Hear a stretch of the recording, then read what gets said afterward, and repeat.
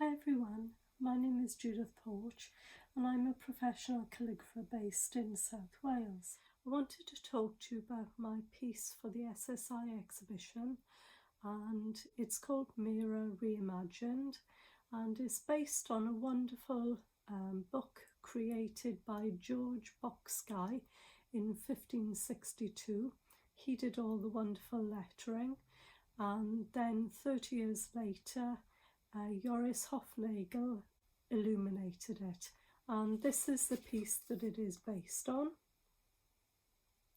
So I've loved this book for many years, and the things I love about it are the beautiful cadell here, the trompe-l'oeil as the flower disappears through the page, and the whole decorative character of it.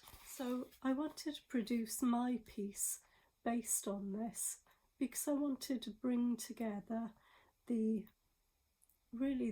historic traditional side of what the SSI have done so brilliantly, which is calligraphy, lettering and illumination, and to combine that with a modern twist, which would be linking it in with computer technology. So my piece, when you see it, instead of the flower at the top, I have a mouse, and if you look closely at the mouse you will see that he's got a wheel in his back, and as his tail disappears through the trompe-l'oeil of the page, the end of his tail turns into a USB. So I wanted to add that reference in there. The large gold cadell is drawn first of all using pencil, very painstakingly measured, and then the shape of the letter then is painted in using 23.5 carat gold powder. Once this is dried, that is burnished with an agate burnisher, which is a semi-precious stone. So that makes the gold shine, and it is a technique that's been used for hundreds of years. And it was inspired obviously by the cadells in the Mira, but it isn't a copy of any of them, it's my own creation.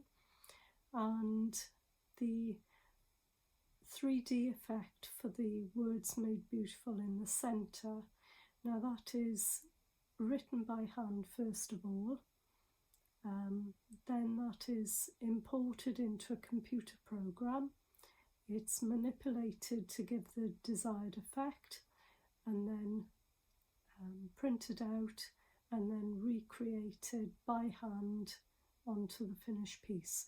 So part of it is written with a pen, and some of it is painted, and then the shadows are penciled in afterwards. I think the apple with the bite out of it probably needs little explanation.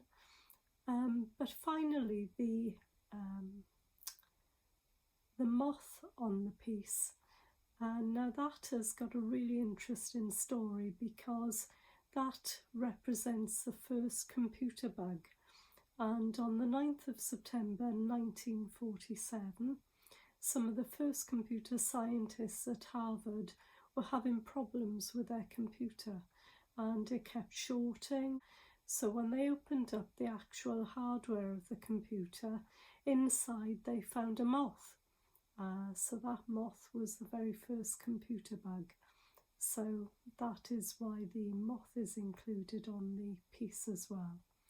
And then at the bottom there is a short piece by Ewan Clayton, and that brings together the idea of books and how they are used, and actually just the book itself, how we read things, how all of these things have changed, particularly over the last 100 years. So I felt all of this just brought everything together and summed up the last 100 years of the SSI. So I hope you enjoy my piece, and I hope by explaining it you will enjoy it more. Thanks for watching.